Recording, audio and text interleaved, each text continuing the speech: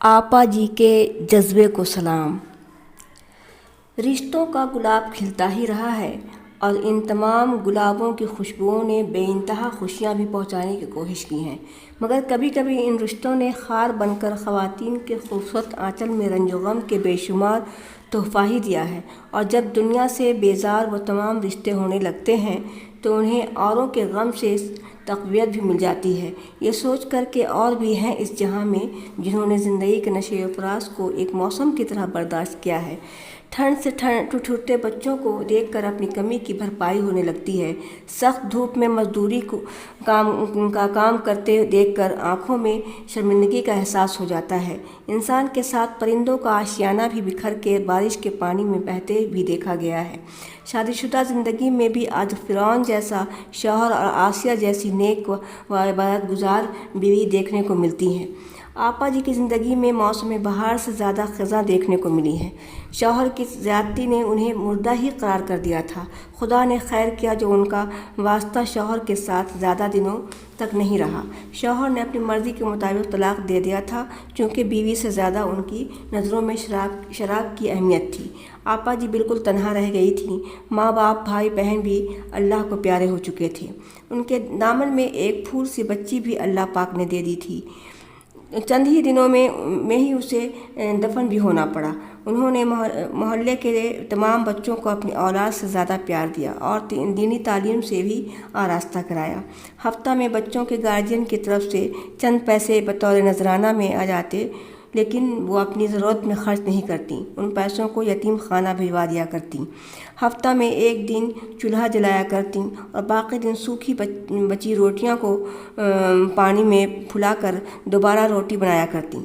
روٹی کا ایک ٹکڑا وہ خود کھاتیں اور باقی کے ٹکڑے بچوں کو کھلاتیں۔ شام ہونے پر ایک ڈھبڑی جلایا کرتیں جس کی لو مدھم ہوا کرتی، اس روشنی میں صرف انہیں اپنا ہاتھ ہی دکھائی دیتا، لیکن اس روشنی میں بھی کلام پاک زبانی پڑھا کرتی۔ تسبیح کے دانے ان کی انگلیوں میں ہیرے کی انگوٹھی کی مانند چمکتے جائے نماز پر ہی ان کی تمام راتیں وظیفہ پڑھنے میں گزر جایا کرتیں۔ جمعہ کا دن ان کے لیے عید کا دن ہوتا۔ مٹی سے نہانے کے بعد اسی مٹی سے وہ ساڑی بھی دھو لیا کرتیں۔ اپنا مکان بھی انہوں نے مسجد کے نام پہ وقف کر دیا تھا۔ وصیت نامہ پر انہوں نے یہ بھی لکھ کر رکھ دیا تھا کہ ان کے جسم کے تمام عضو مرنے سے قبل ضرورت مندوں کے کام آنے کے لیے تقسیم کر دیا جائے۔ ان کے چہرے کا نور اور ہونٹوں کی مسکراہٹ دیکھ کر لوگوں کو ان کی کمی کا احساس بھی نہیں ہو پاتا تھا۔ محلے والے کو بھی یہ اندازہ نہیں ہوا کہ اللہ پاک اپنی نیک بندی کے ساتھ زندگی کا کیسا امتحان لے رہے ہیں، اور اس مصیبت کی گھڑی اور اللہ پاک کی اس آزمائش میں اپنی نیکیوں سے وہ اول نمبر سے پاس بھی کر چکی ہیں۔ آخرت میں جانے کی تیاری آپا جی نے بڑے عزم کے ساتھ کیا اور دنیا کو الوداع کرنے سے قبل نیک اور دیندار عورت میں نام بھی شمار کر لیا ہے۔ مرنے کے بعد دین و دنیا میں وہ ہمیشہ حیات ہی پائی جائیں گی۔ آپا جی سے ملنے حسب معمول میں نے اہل صبح ان کے دروازے پر دستک دی۔ انہوں نے دروازہ کھولنے میں ذرا بھی تاخیر نہیں کی۔ میں نے سلام کیا اور ان کا جواب بھی ملا۔ وہ تسبیح پڑھنے میں مہو تھیں، لیکن انہوں نے چہرے کی مسکراہٹ سے میرا استقبال بھی کیا اور اشارے میں بیٹھنے کو کہا۔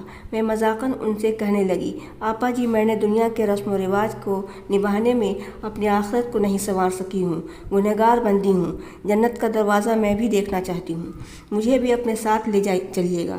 میرا بچپن اور جوانی آپ کے ساتھ گزرا ہے، ضعیفی میں قدم رکھنے والی ہوں، آپ کی صحبت میں رہی تو میں بھی اپنی آخرت سنوار لوں گی اور ایک دن میں بھی اپنے اعمال سے جنت کا دروازہ بھی دیکھ لوں گی، لیکن آپا جی مرنے کے بعد بھی میرا ہاتھ نہ چھوڑیے گا، ورنہ میں جنت نہ دیکھ پاؤں گی۔ میری باتیں سن کر ان کے ہونٹوں پر ہلکی سی مسکراہٹ پھیل گئی اور انہوں نے میرا سر تھپتھپایا۔ میں نے ان کی آغوش میں اپنا سر رکھ دیا۔ آپا جی انگلیوں پر درود شریف پڑھنے میں مصروف تھیں۔ مجھے ان کی آغوش میں اتنا سکون ملا کہ مجھے نیند آ گئی۔ آنکھ کھلتے ہی میں نے آپا جی کو مخاطب کیا، آپا جی میرے ساتھ آپ کو بھی نیند آ گئی، چلیے اب تو اٹھ جائیے، آپ سے مجھے اور بھی بہت ساری باتیں کرنی ہیں۔ لیکن آپا جی نے تو جواب ہی نہیں دیا۔ ان کی ہلکی پھلکی سانسیں چل رہی تھیں۔ میری سمجھ میں کچھ بھی نہیں آ رہا تھا کہ میں کیا کروں۔ ان کی بگڑی حالت کو دیکھ کر میں ڈاکٹر کو بلا لے آئی۔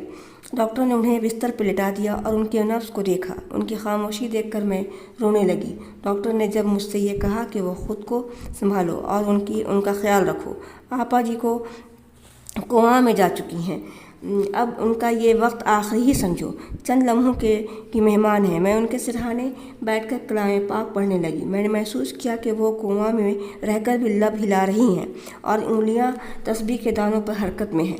میں نے دوبارہ ان کے کان میں کہا، آپا جی اتنی جلدی میرا ساتھ نہ چھوڑیے گا، آپ کے ساتھ ہی مجھے جنت کی سیر کرنی ہے، پلسرات کا راستہ بھی طے کرنا ہے، آپ کے بغیر میں نہیں رہ پاؤں گی آپا جی۔ میرا ہاتھ انہوں نے کس کر دبایا اور پھر ان کی گردن میری طرف لڑھک گئی۔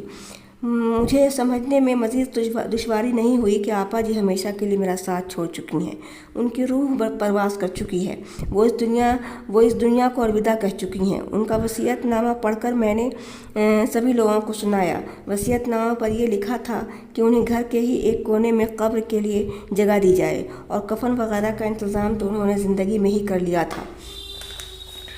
انسان خالی ہاتھ آیا ہے اور خالی ہاتھ ہی جائے گا، قارون کا خزانہ بھی دنیا میں رہ جائے گا۔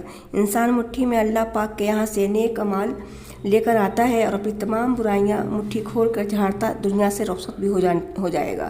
یہ حقیقت تو ہر ایک ذہن میں محفوظ ہے، اور ایسا نہیں ہے تو اللہ پاک انسان کو برائیوں کے قبر میں ڈال دے گا، جہاں انسان زندگی بھر سانپ بچھو کے عذاب کو برداشت کرے گا، دوزخ کی آگ میں جھلسے گا اور تا قیامت جنت الفردوس سے محروم ہوگا۔